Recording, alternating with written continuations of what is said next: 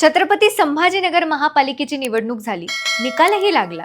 पण तरीही शहरात सत्तेचे चित्र अजून पूर्णपणे स्पष्ट झालेलं नाही. कारण निकाल जरी आकड्यांमध्ये दिसत असला तरी सत्ता ही आकड्यांपेक्षा समजुतींवर, तडजोडींवर आणि पदाच्या वाटपावर उभी राहत असते. 10 फेब्रुवारीला महापौर आणि उपमहापौर पदाची निवडणूक होणार आहे. पण ही निवडणूक फक्त 2 पदांची नाही. ही निवडणूक आहे शहरात नेमकी सत्ता कोण चालवणार, कोण निर्णय घेणार आणि कोण विरोधात बसून दबाव टाकणार याची. भाजप बहुमताच्या इतक्या जवळ असूनही एकट्याने सत्ता का उभारत नाही? उपमहापौर पदावर इतकी चर्चा का होते? हे सगळं समजून घेणं आज गरजेचं आहे. नमस्कार, मी अंजली आणि आपण पाहत आहात त्याचं काय महाराष्ट्र. छत्रपती संभाजीनगर महापालिकेच्या 23व्या महापौर आणि उपमहापौर पदाच्या निवडणुकीसाठी अखेर 10 फेब्रुवारी ही तारीख निश्चित झाली आहे. त्या दिवशी महापालिकेची विशेष सभा बोलवण्यात येणार असून सर्व 115 नगरसेवक या निवड प्रक्रियेत सहभागी होणार आहेत. पीठासीन अधिकारी म्हणून जिल्हाधिकारी दिलीप स्वामी काम पाहणार असून विभागीय आयुक्त जितेंद्र पापळकर यांनी त्याबाबतचे आदेश काढलेत. म्हणजेच प्रशासकीय दृष्ट्या सगळे चित्र आता स्पष्ट आहे. पण राजकीय दृष्ट्या चित्र अजूनही हालचालीत आहे. 15 जानेवारीला महापालिकेची निवडणूक झाली आणि 16 जानेवारीला निकाल लागला. या निकालात भाजपने 57 जागा जिंकून सर्वात मोठा पक्ष म्हणून आपली ताकद सिद्ध केली. मात्र बहुमतासाठी लागणारा आकडा गाठायला भाजप फक्त एका जागेने कमी पडतो. AIMIMने 33 जागा जिंकून शहरात आपलं प्रभावी अस्तित्व पुन्हा अधोरेखित केलं, तर शिंदे गट 13 जागांसह सत्तेच्या गणितात महत्त्वाचा घटक ठरला. ठाकरे गटाला 6, वंचितला 4, राष्ट्रवादी शरद पवार गटाला 1 आणि काँग्रेसला 1 जागा मिळाली. कागदावर पाहिलं तर भाजप सत्तेपासून फार दूर नाही, पण राजकारण कधीच फक्त कागदावर चालत नाही. इतक्या काठावरची सत्ता म्हणजे प्रत्येक वेळी अविश्वासाची शक्यता, प्रत्येक निर्णयात अडथळे आणि अंतर्गत नाराजीचा धोका.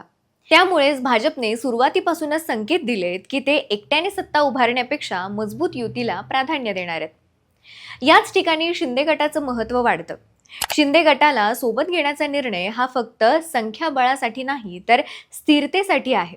आणि या युतीतला सर्वात महत्त्वाचा मुद्दा म्हणजे उपमहापौर पद. राजकीय वर्तुळात जवळजवळ स्पष्ट झालंय की उपमहापौर पद शिंदे गटाला दिलं जाणार आहे. हे पद देणं म्हणजे भाजपकडून शिंदे गटाला दिलेला राजकीय विश्वासाचा संदेश आहे. उपमहापौर पद हे नावाला दुय्यम वाटत असलं तरी महापालिकेच्या कारभारात त्याचं वजन फार मोठं असतं. महापौर अनुपस्थित असताना कारभार पाहणं, सत्ताधारी पक्षांमध्ये समन्वय ठेवणं, प्रशासनाशी सातत्याने संपर्क ठेवणं या सगळ्यात उपमहापौराची भूमिका निर्णायक ठरते. त्यामुळे शिंदे गटाला हे पद दिलं गेलं तर ते केवळ पाठिंबा देणारा पक्ष न राहता सत्तेचा प्रत्यक्ष भागीदार ठरणार आहे. आता समजा शिंदे गटाला उपमहापौर पद देण्यात आलं तर कुठल्या नावांना शिरसाट प्राधान्य देतील? तर अर्थात यातील पहिलं नाव म्हणजे राजेंद्र जंजाळ. कारण राजेंद्र जंजाळ हे शिवसेनेचे जिल्हाध्यक्ष आहेत. त्यामुळे त्यांनाच इथे उपमहापौर पद दिलं जाऊ शकतं याची शक्यता दाट आहे. त्यांच्या व्यतिरिक्त नावं बघायची झाली तर त्र्यंबक तुपे जे माजी महापौर राहिलेले आहेत, अनिता घोडेले यांनाही पुन्हा संधी दिली जाऊ शकते कारण त्याही माजी महापौर आहेत.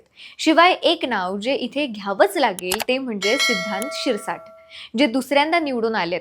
ऋषिकेश जयस्वाल यांचेही चान्सेस राजकीय दृष्ट्या नाकारता येत नाही, जरी ते पहिल्यांदा निवडून आले असले तरी. त्यामुळे ही महत्त्वाची नावं शिंदे गटाकडून सध्या तरी चर्चेत आहेत. किंबहुना महापौर पदाबाबतही चर्चा जोरात आहे. छत्रपती संभाजीनगरचं महापौर पद खुले म्हणजे सर्वसाधारण प्रवर्गात आहे. समर्थनगर प्रभागाचे समीर राजूरकर, मयूर पार्क प्रभागाचे विजय अवताडे आणि रोजाबाग प्रभागाचे राजगौरव वानखेडे ही 3 नावं चर्चेत आहेत. तिघेही अनुभवी नगरसेवक आहेत आणि 2 ते 3 वेळा निवडून आलेले आहेत. त्यामुळे इथे प्रश्न फक्त कोण महापौर होणार याचा नसून भाजप अंतर्गत समतोल कसा राखणार याचाही आहे. जर महापौर पद भाजपकडे आणि उपमहापौर पद शिंदे गटाकडे गेलं तर सत्ता मजबूत दिसेल. पण याच वेळी भाजपला अंतर्गत नाराजी टाळावी लागेल. कारण महापौर पदासाठी इच्छुकांची संख्या जास्त आहे आणि एकाला संधी मिळाली तर दुसऱ्याची नाराजी वाढू शकते. हेच राजकारणाचं वास्तव आहे. दुसरीकडे MIMची भूमिका सुद्धा महत्त्वाची ठरणार आहे. 33 नगरसेवकांसह MIM विरोधी पक्षात सर्वात मोठा आवाज ठरेल. विरोधी पक्षनेतेपद AIMIM कडे जाण्याची शक्यता आहे. सत्तेत न बसता सत्तेवर दबाव ठेवणं ही AIMIM ची रणनीती असू शकते. भाजप शिंदे युतीच्या प्रत्येक निर्णयावर, विशेषतः उपमहापौर पदाच्या वाटपावर AIMIM राजकीय टीका करू शकते.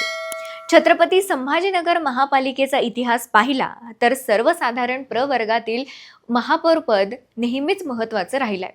गजानन बारवाल, सुदाम सोनवणे, किशनचंद तनवानी, विजया रहाटकर, त्र्यंबक तुपे आणि भगवान घडमोडे. प्रत्येक महापौर पदाच्या काळात शहराच्या राजकारणाला वेगळी दिशा मिळाली. यावेळी मात्र परिस्थिती वेगळी आहे, कारण पहिल्यांदाच एखादा पक्ष इतक्या बहुमताच्या उंबरठ्यावर उभा आहे. या सगळ्या घडामोडींचे पडसाद महापालिकेपुरते मर्यादित राहणार नाहीत. येणाऱ्या विधानसभा आणि लोकसभा निवडणुकींच्या दृष्टीनेही ही युती, हे पद वाटप आणि हे सत्ता समीकरण खूप महत्त्वाचं ठरणार आहे. भाजप शिंदे युती यशस्वी झाली तर शहरात विरोधकांसाठी राजकीय अवकाश कमी होऊ शकतो. मात्र जर कुठेही तडजोडीत अडथळा आला तर सत्तेचं गणित एका क्षणात बदलू शकतं. एकंदरीतच 10 फेब्रुवारीला फक्त महापौर आणि उपमहापौर निवडले जाणार नाही, तर छत्रपती संभाजीनगरच्या राजकारणाची पुढची दिशा ठरणार आहे.